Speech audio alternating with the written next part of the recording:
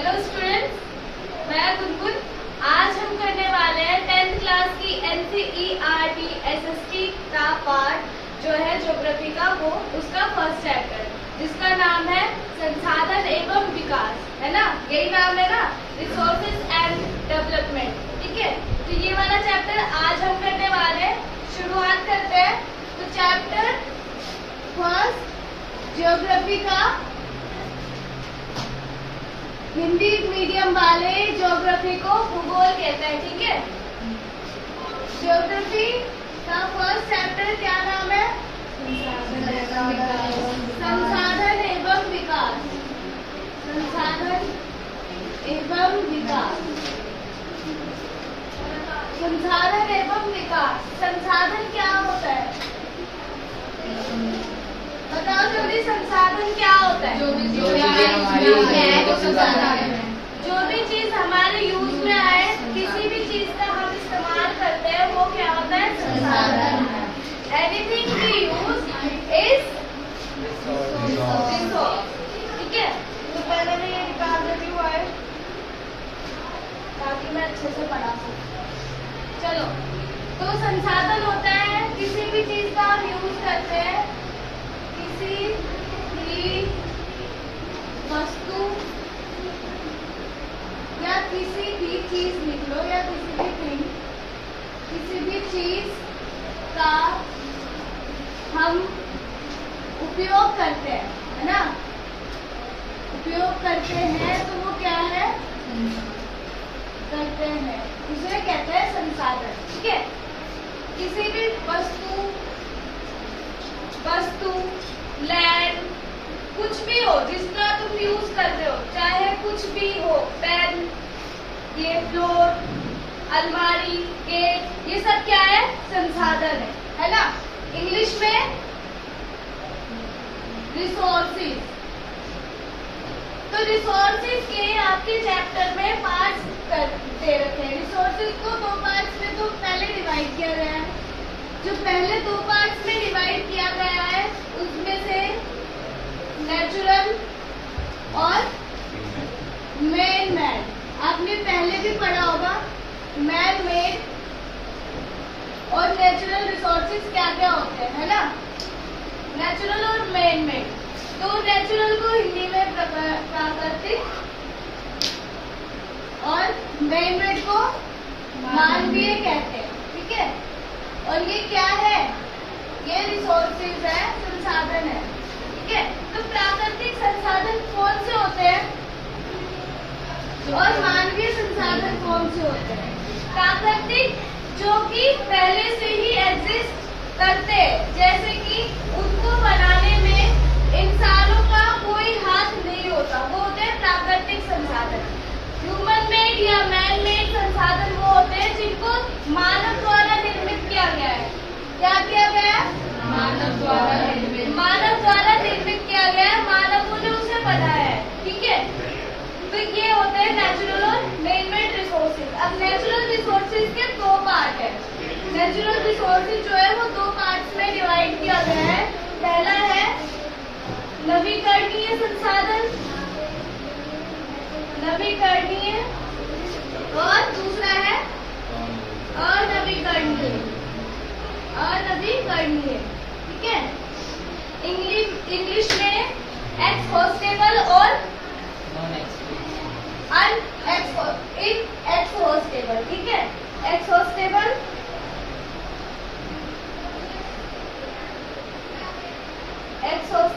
और इनएक्सहॉस्टेबल। ठीक है, अब एक्सहॉस्टेबल और इनएक्सहॉस्टेबल क्या होता है? एक्सहॉस्टेबल जिनका हम दोबारा यूज कर सकते हैं, जिनका हम दोबारा यूज कर सकते हैं, यही है। ये तो रिन्यूएबल होता है, वो तो रिन्यूएबल रिसोर्सेज होते हैं जिनको बार बार यूज करते हैं। रिन्यूएबल और एक्सहॉस्टेबल एक ही होता है। ठीक है, वो भी फिर नवीकरणीय जिनका हम दोबारा यूज कर सकते हैं। ठीक है, इनएक्सहॉस्टेबल जो दोबारा यूज नहीं कर सकते, दोबारा यूज। वायु भूमि, लैंड और बताओ क्या? Soil. सूर्य की रोशनी या फिर सूर्य का प्रकाश। उसके अलावा मिट्टी, मृदा या फिर सोइल। ठीक है, ये क्या है? ये है जिन्हें हम पुनः प्राप्त कर सकते हैं। ठीक है, हमने जल एक बार यूज किया, हम फिर से उसका यूज कर सकते हैं। हमने वायु को एक बार प्रयोग में लाए, उसका फिर से यूज कर सकते हैं। ठीक है, अब अनवीकरणीय संसाधन कौन कौन से होते हैं? जैसे कोयला, जिनको बनने में कई मिलियन साल लग जाते हैं।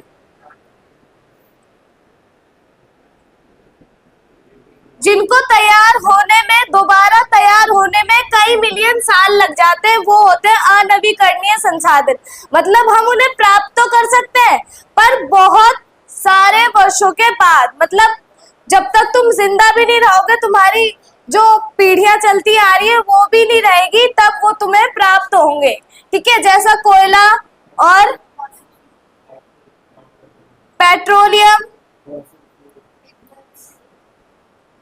पेट्रोलियम, मिनरल्स या खनिज। ठीक है, इसके अलावा क्या होता है? फॉसिल फ्यूल्स, मतलब जीवाश्म। क्या? जीवाश्म। अब जीवाश्म पता है ना कैसे बनते हैं? पता है किसी को कैसे बनते हैं? कैसे बनते हैं बताओ।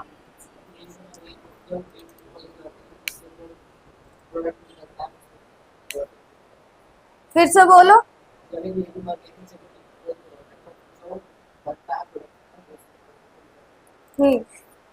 पूरा सही नहीं था। जैसे बहुत पहले सालों की बात है, भूकंप मान लो, डायनासोर्स के युग में मान लो। ठीक है, डायनासोर्स रहते थे धरती पर, भूकंप आया, उनकी सबकी डेथ हो गई, सब मर गए। मरने के बाद कोई चट्टानों में स्टोर हो गया, है ना, कोई धरती के नीचे धस गया या फिर फंस गया, कोई पानी में रह गया। तो वो सारी चीजें क्या हो गई? वो सालों तक के लिए उसी में रह गई, है ना। मिलियन ऑफ ईयर्स तक के लिए वो उधर ही फंसी रह गई, जिसके कारण वो चिपचिपा काला पदार्थ बन जाते हैं या फिर बहुत ज्यादा ठोस बन जाते हैं। उन्हें कहते हैं जीवाश्म, फॉसिल फ्यूल्स। ठीक है, और ये कहाँ पाए जाते हैं? ज्यादातर चट्टानों में और पानी के किनारे, सतह पर। ठीक है, ये सारी जगहों पर पाए जाते हैं। क्लियर हो गया? इसके अलावा नवीकरणीय जो संसाधन होते हैं, इसके भी दो रूप है, सतत अथवा प्रवाह। मतलब कि जो प्रवाह में है, जैसे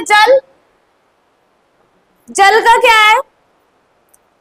गंगा आ रही है कहीं से बहती बहती, वो समुद्र में मिल गई और खत्म हो गई, पर खत्म नहीं हुई है, वो फिर से वहीं से शुरू करेगी जहां से वो पहले शुरू करा था उसने। ठीक है, जैसे कोई नदी है, यहाँ से उसने शुरू किया, वो यहाँ पे आके समुद्र में मिल गई, है ना। यहाँ पे वो पहाड़ थे, बर्फीले पहाड़ थे। ठीक है, ये पूरा इलाका तो समुद्र का ही था, समुद्र से फिर वो कहाँ गई? पर्वत पे, पहाड़ के पास बर्फ बन गई, फिर बर्फ बन के पानी बन के पिघली और नदी बन गई। ये क्या है? प्रवाह है, फ्लो हो रहा है ना। वो सुना है, क्या बोलते हैं, चलो छोड़ो, ये समझ आ गया? याद नहीं आ रहा मुझे क्या बोलते हैं। ये समझ आ गया? जैसे भाप की प्रतिक्रिया होती है, पहले बादल बनता है, साइकिल तो होता है, और कुछ भी बोलते हैं उसे, वाटर साइकिल, वैसे ही ये भी होता है। ठीक है, ये भी वैसा ही है। समझ आ गया? ये सतत प्रवाह होता है। उसके अलावा होता है जैव मतलब ये, ठीक है, जैव मतलब या तो क्या हुआ, जैव मतलब होता है या तो वनस्पतियां, जो वनस्पतियां होती है, वनस्पतियां क्या होती है? हाँ, वाइल्ड लाइफ होती है वनस्पतियां, नेचुरल वेजिटेशंस होती हैं। उसके अलावा जो जंगली जीव होते हैं, जो लिविंग ऑर्गेनिजम्स होते हैं, छोटे बड़े हर तरह के, ह्यूमन से अलग, वो होते हैं जैव। ठीक है, तो जो ये नवीकरणीय है इसके दो रूप है। पहला सतत अथवा प्रवाह, मतलब जल वायु भूमि ये सब आ गए। उसके बाद दूसरा जैव, मतलब ये सारी जो लिविंग ऑर्गेनिजम्स होते हैं वो आते हैं इसमें, प्राकृतिक संसाधन में।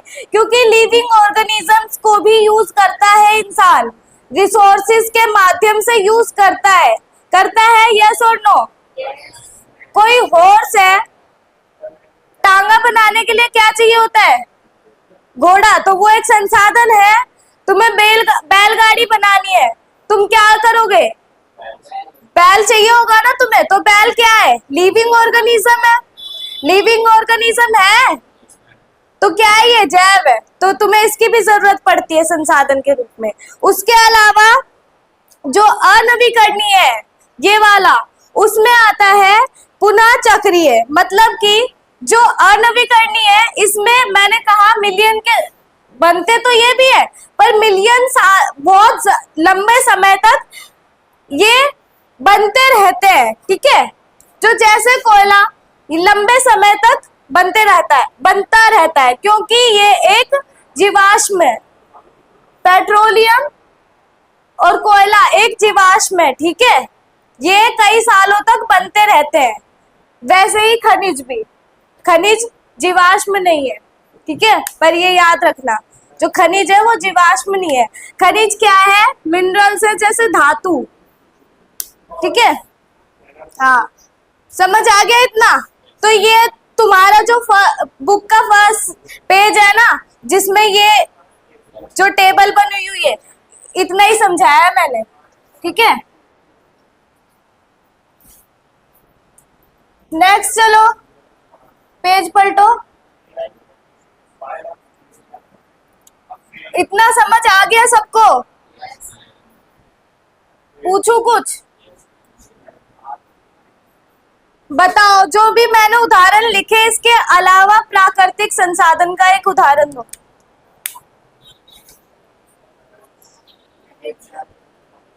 एनर्जी, ऊर्जा, ये कैसे है प्राकृतिक संसाधन? सौर ऊर्जा, सोलर एनर्जी, है ना, प्राकृतिक संसाधन। ठीक है, मैन मेड बताओ।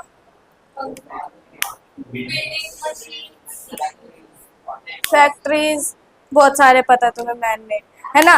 अब इन लोगों का जैसे प्राकृतिक है तो इसका वितरण कैसे होता है कि क्या प्राकृतिक है, क्या मानवीय है, कैसे वितरण होता है इसका? वितरण मतलब वर्गीकरण, क्लासिफिकेशन। हाँ, कैसे होता है? जैसे नेचुरल है तो हमें कैसे पता कि ये नेचुरल है? कैसे पता कि प्रकृति ने दिया है ये हमें? हाँ, क्योंकि उसको हम कभी भी यूज कर सकते हैं। पहली बात, उसके लिए हमें अगर कोई नेचुरल रिसोर्सेज है या फिर हमें ये पता लगाना है कोई अनवीकरणीय संसाधन है, तो सबसे पहले उसके विकास को देखते हैं हम कि पहले क्या स्थिति थी, अब की क्या स्थिति थी। उसके बाद उसकी जो खत्म होने की क्षमता है उस पर ध्यान देते हैं, पहले क्या था अब क्या था। ठीक है, इस हिसाब से लोग जो संसाधन होते हैं उनको उनका क्लासिफिकेशन होता है। ठीक है, क्या है तुम्हारा? संसाधनों का विकास। संसाधनों का विकास, संसाधनों का विकास क्या है? विकास का मतलब क्या है बताओ? विकास क्या होता है? डेवलपमेंट बोल मत देना कोई सा, मैंने लिख दिया पहले। बताओ डेवलपमेंट क्या होता है? हाँ, अच्छा चेंज, हाँ, इम्प्रूवमेंट लाना, किसी भी चीज में इम्प्रूवमेंट लाना क्या होता है? विकास होता है। जैसे कोई बच्चा है वो बहुत ज्यादा वीक है, अगर वो इंटेलिजेंट हो जाए तो उसका क्या हुआ है, विकास हुआ है ना। ऐसे ही विकास करना है संसाधनों का। संसाधनों का विकास कैसे होता है, उन्हें सेव करके, उन्हें बचा कर। कैसे, उन्हें बचा कर, उन्हें वेस्ट ना करके, क्या ना करके, वेस्ट ना करके, ऐसे होता है संसाधनों का विकास। इसके अलावा अगर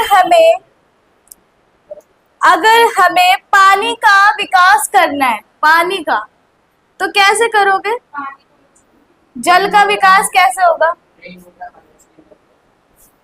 बताओ क्या, पानी की बूंदों को बचा के, बारिश की बूंदों को बचा के, और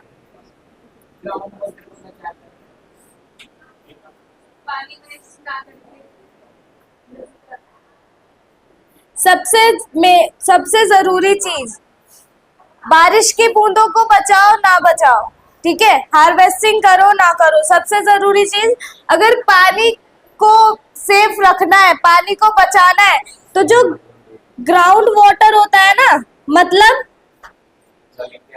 जमीन के अंदर का पानी, उसको वैसा ही रहने दो जैसा वो है।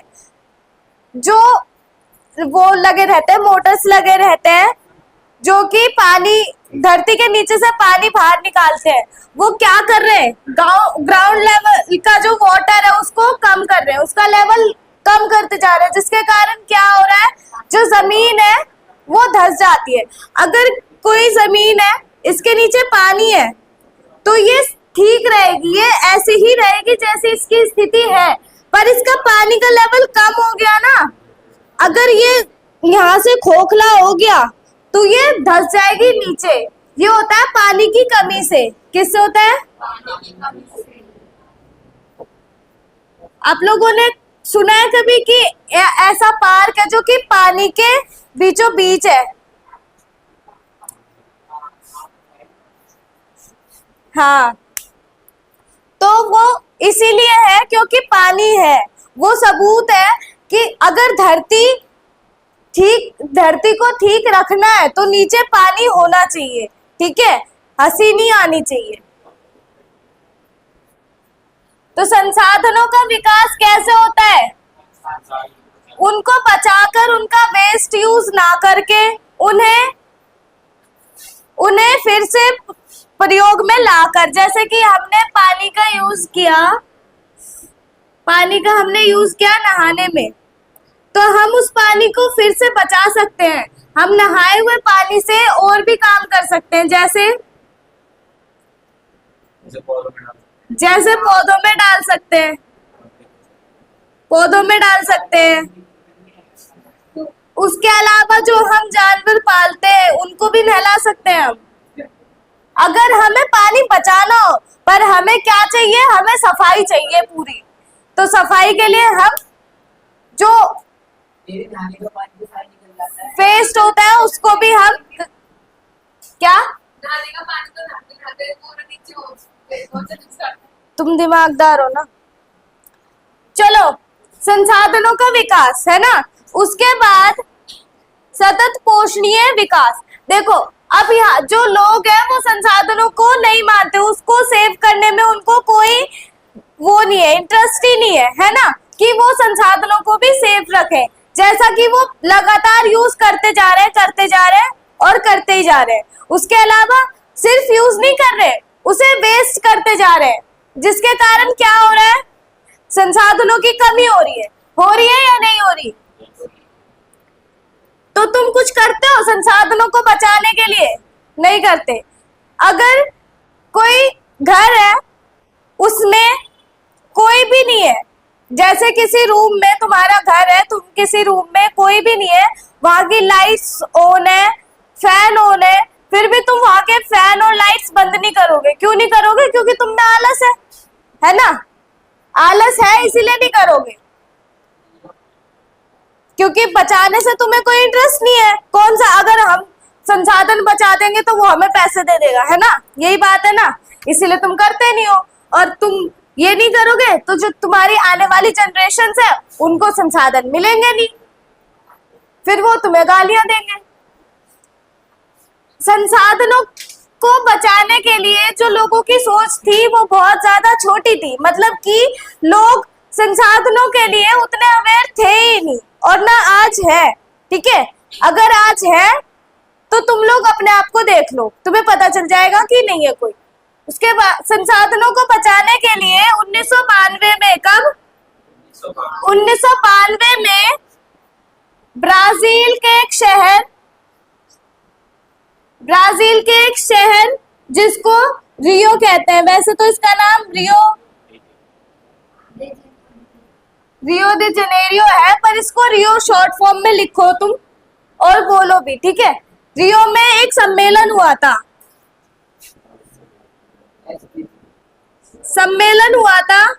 UNCED। ठीक है, इसका फुल फॉर्म है संयुक्त राष्ट्र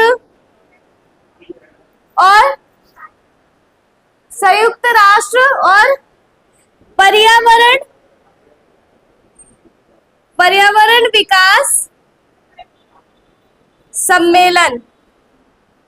ठीक है, संयुक्त राष्ट्र पर्यावरण विकास सम्मेलन, United nation conference on environment development, ये हुआ था 1992 में। कहा? ब्राजील के एक शहर रियो में, जिसमें क्या बात करी गई थी? पर्यावरण को कैसे बचाया जाए, पर्यावरण को कैसे बचाया जाए, क्योंकि पर्यावरण में क्या आता है? संसाधन आता है। क्या आता है?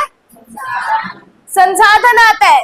जो मैन मेड जो रिसोर्सेज है, मैन मेड रिसोर्सेज जितने भी है वो उन सारों में कमी नहीं आ रही। क्यों नहीं आ रही? क्योंकि वो बढ़ते जा रहे हैं। उन्हें तो आदमी बना रहे ना, मनुष्य बना रहे, तो वो तो लगातार बनते जा रहे हैं। पर प्राकृतिक संसाधन जो प्राकृतिक संसाधन है वो कौन बनाता है? प्रकृति बनाती है। और प्रकृति जब बनाती है तो उसमें बहुत ज्यादा टाइम लगता है, क्योंकि मेन जो संसाधन है वो मनुष्य 1, 2, 3 के लिए बनाता है। जब प्रकृति बनाती है वो सभी के लिए होता है। ठीक है, तो रियो में ये सम्मेलन हुआ था जिसका नाम था संयुक्त राष्ट्र पर्यावरण विकास सम्मेलन, UNCED। ठीक है, United nation conference on environmental development या एनवायरमेंट डेवलपमेंट। ठीक है, ये हुआ था। इसके बाद समझ आ गया, इसमें एजेंडा 21 भी रखा गया था। एजेंडा 21। अब एजेंडा 21 क्या है? एजेंडा 21 एक तरह का एग्रीमेंट मान लो या फिर एक लेटर मान लो। जैसे यूरोप में राष्ट्रवाद की में जो पिक्चर थी, उसकी जो लेडी की पिक्चर थी उसमें लेटर्स थे ना, उसमें उसकी डिमांड थी। वैसे ही एक लेटर मान लो जिसमें 21 नियम दे रखे हैं। क्या दे रखे हैं? 21 नियम कि हम पर्यावरण को कैसे सुरक्षित रख सकते हैं। समझ आया खुशी? ठीक है, चलो लिखो जल्दी। नेक्स्ट बोलो। इसके बाद तुम लोग बहुत समझदार हो जाओगे। अब है संसाधन नियोजन। क्या है? संसाधन नियोजन। बताओ, संसाधन की डेफिनेशन दो पहले तो।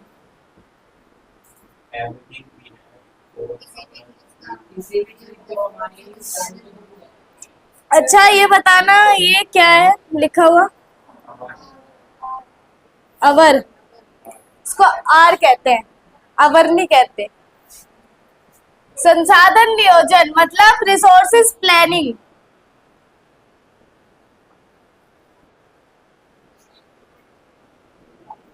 क्या होता है नियोजन? प्लानिंग। क्या करेंगे हम इसमें?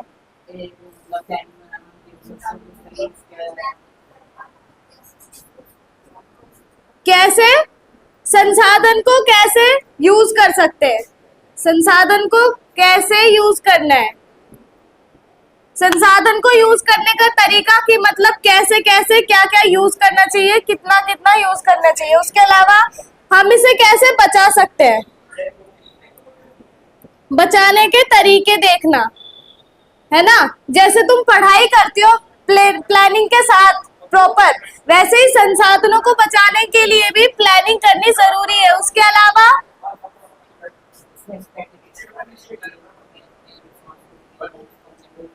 हाँ, जैसे अगर जिस चीज की हमें जरूरत ही नहीं है, जैसे आपके पास कार है और आपको जाना है यहाँ से 1 किलोमीटर दूर जाना है, आप कार का इस्तेमाल करोगे, जिसके कारण क्या होगा, ईंधन वेस्ट ही तो होगा, वेस्ट होगा या और बढ़ जाएगा।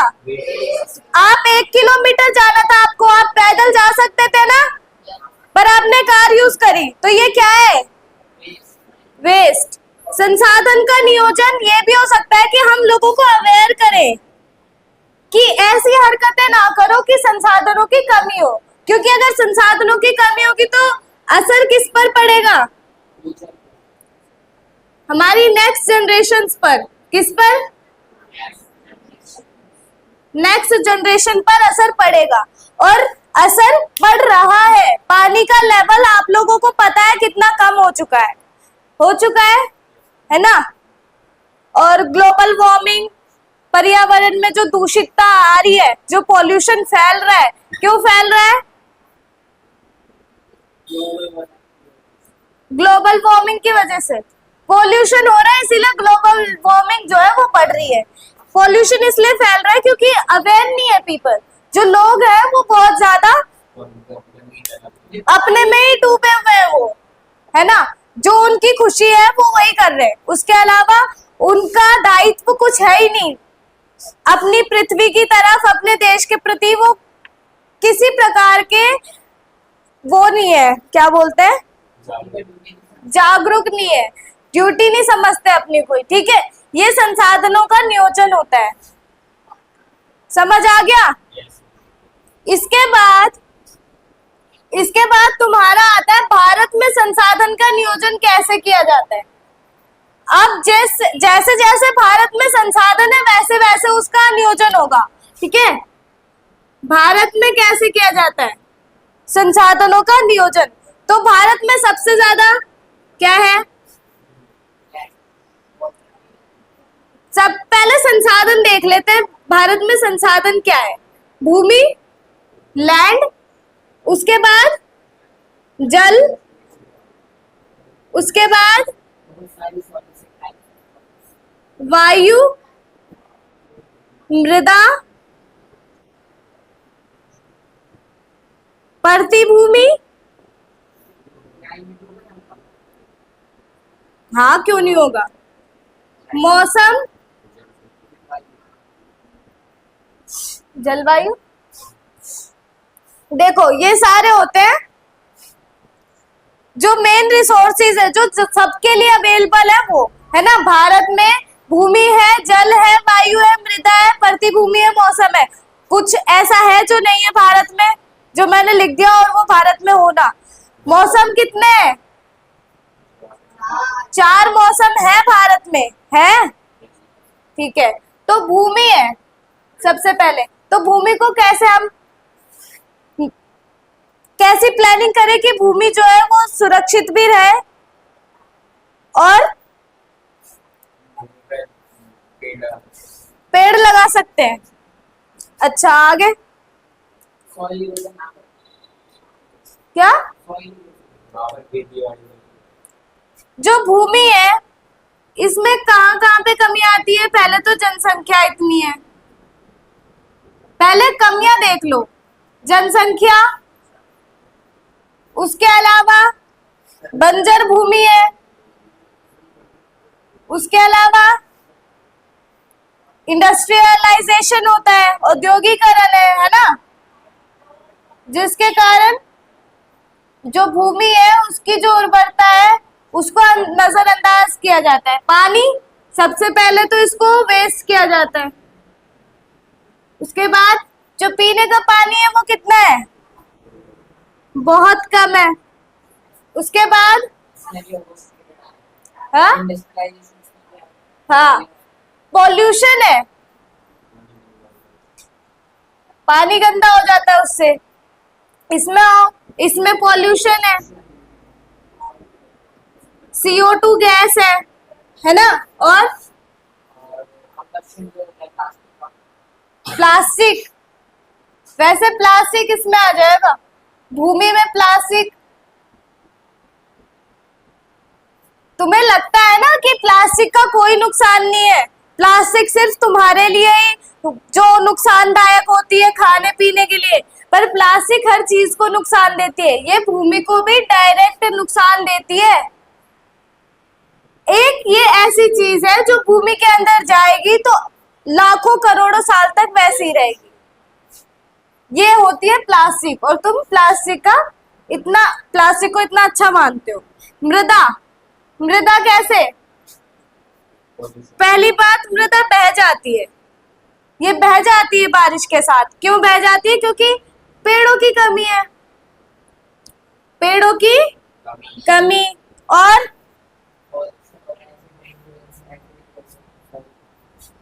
एसिड रेन, उसके अलावा प्रतिभूमि क्या होती है, प्रतिभूमि होती है जिसमें एक या वैसे तो जो वर्तमान में प्रतिभूमि देखी जाती है वो है एक वर्ष से ज्यादा तक यहाँ पर कोई भी अनाज नहीं उगाया जाता, उसे कहते हैं प्रतिभूमि। मतलब वो खाली छोड़ दी जाती है, उसे क्या कहते हैं, प्रतिभूमि। पता है, खेती ना करना, कृषि ना करना, ये भी भूमि के लिए नुकसानदायक होता है। पता है, क्योंकि इस भूमि में क्या होते हैं, मिनरल्स होते हैं,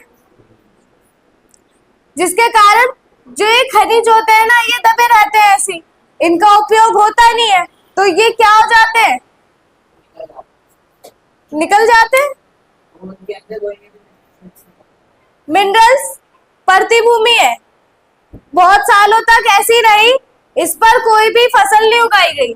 ठीक है, बारिश हुई, इसको बहा के ले गई, कहाँ खो गए ये लोग, पानी में खो गए, है ना। ये होते हैं भारत में नियोजन का मतलब ये है कि जनसंख्या को कम करना।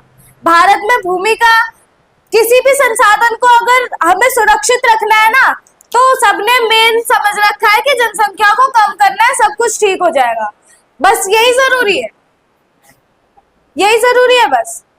तो क्या जरूरी है बताओ, सृष्टि बोलो जल्दी, क्या जरूरी हो, हम कैसे बचा सकते हैं इसको, जल्दी बोलो, बोलो, मैं सुन रही हूं, बताओ प्राची। अभी समझाया कैसे बचा सकते हैं, फिर भी नहीं बता पा रही, छोड़ो तुम लोग, रहने दो, ज्यादा कष्ट नहीं करते।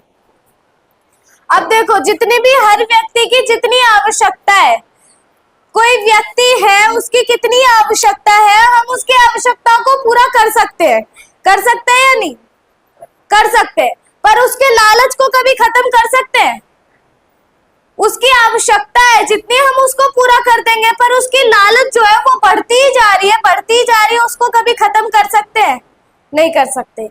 ऐसे ही है, किसी को पोषण देना आसान है, पर उसको संतुष्ट करना मुश्किल होता है, क्योंकि जो संतोष है वो लालच से घिरा होता है।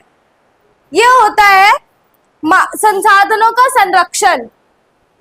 अब है भू संसाधन, मेन जो तुम्हारा इस चैप्टर में संसाधन है वो क्या है, भू संसाधन मतलब भूमि। अब देखो, इसमें जो ये तुम्हारा पाई चार्ट है, ये इसमें क्या है, 27% जो भूमि है,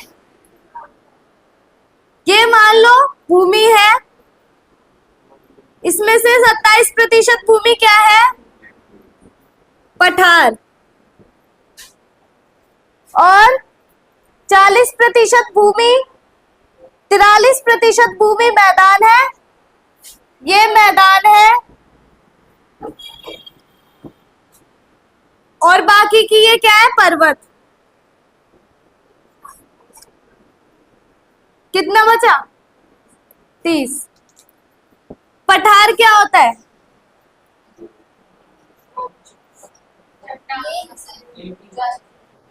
हाँ, प्लेन नहीं होता, ये प्लेन नहीं, प्लेन होता है, ये मैदान जो होता है वो प्लेन होता है। पठार होता है ऊंची नीची, ऊंचा नीचा होता है ना। वो ना तो ये पर्वत में आता है और ना ही फ्लैट में आता है, प्लेन में आता है, ठीक है। ये होता है ऊबड़ खाबड़। कोई रोड देखा है तुमने ऊंचा नीचा गड्ढे वाला? वैसे ही होता है पठार। पर्वत होते हैं वो तुम्हें पता ही है। अब मैदान कितना है? 43%। जो ये पठार है इसमें तो कृषि नहीं हो सकती, पर्वत में कृषि हो सकती है? कहाँ होगी? 43% जो मैदान है उस पर हम रहते भी हैं। पठार में रह सकते हो, पर्वत में रह सकते हो, कहाँ रहोगे? मैदान में। तो 43% जो भूमि है उसमें रहना भी है, उसमें खाना भी है, उसमें जो अपने जानवर है जो पालते हैं उनको को भी खिलाना है, उन्हें रखना भी है। सारी चीजें 43% भूमि में करनी है, ठीक है? ठीक है, करो। चलो फिर, जो 43% भूमि है उसके बारे में समझ लो कि वो कैसी है। अब 43% की जो भूमि है ना, उसमें से कुछ भूमि है बंजर, कुछ भूमि है जहां पर पानी की कमी है, जैसे राजस्थान के इलाके। कुछ भूमि बंजर है, कुछ भूमि में पानी की कमी है। कोई भूमि ऐसी है जो कि परती है, जिसमें अब देखो यहाँ पे 2 बार परती आ रहा है। पहला जिसमें 1 वर्ष से ज्यादा तक कोई फसल न उगाई गई, और दूसरी परती भूमि जिसमें 5 वर्ष तक कोई फसल न उगाई गई हो, उसे कहते हैं परती भूमि। कुछ होती है चाचर भूमि। क्या होती है? चाचर। चाचर लो, थोड़ा इजी हो गया। चरवाही, चरवाहा भूमि, ठीक है। ऐसे भूमि के वितरण हुए पड़े हैं। बंजर भूमि, जहां पर खेती होगी नहीं, क्यों नहीं होगी? इसमें मिनरल्स नहीं है ना।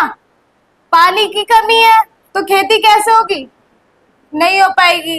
परती भूमि है, 1 वर्ष से खेती की ही नहीं है, तो इसमें तो है ही नहीं बिल्कुल भी चांस। परती भूमि 5 साल से खेती नहीं की। चरवाहा भूमि क्या होती है? जहां पर जानवर चरते हैं, जहां पर चरते हैं, जहां पर जानवर चरते हैं उसे चरवाहा भूमि कहते हैं। तो जहां पर जानवर चरते हैं ना, वो बिल्कुल हो ही नहीं सकती कृषि के लिए, ठीक है। वो कृषि के लिए बिल्कुल भी नहीं हो सकती भूमि। समझ आ गई इतनी बात? भारत में भू उपयोग प्रारूप समझ आ गया इतना? आगे की क्लास जो होगी उसमें तुम मृदा के रूप पढ़ोगे। किसके? अब जितनी भूमि इन सारी चीजों से बचती है, जितनी भी भूमि इन सारी चीजों से बचती है, वो कहाँ पे आती है? उस पर करते हैं हम कृषि, ठीक है। उस पर क्या करते हैं? कृषि करते हैं। तो कृषि के लिए क्या चाहिए? मृदा। तो तुम अगली क्लास में मृदा के रूप पढ़ोगे, ठीक है। मृदा के रूप समझ आ गया इतना? कोई डाउट है? कोई डाउट नहीं है? किसी को कोई डाउट नहीं है? सब क्लियर हो गया? ठीक है, फिर आप लोगों को भी ये सारी जो भी मैंने चीजें बताई वो समझ आ गई होगी। जो आगे की वीडियो है जिसमें हम बात करेंगे मृदा की जो जितने भी रूप होते हैं उसके बारे में हम बात करेंगे, जैसा कि काली मृदा, लाल मृदा, ऐसी मृदा होती है। तो आगे की क्लास में हम इन सारी चीजों के बारे में बात करेंगे। आज के लिए इतना ही।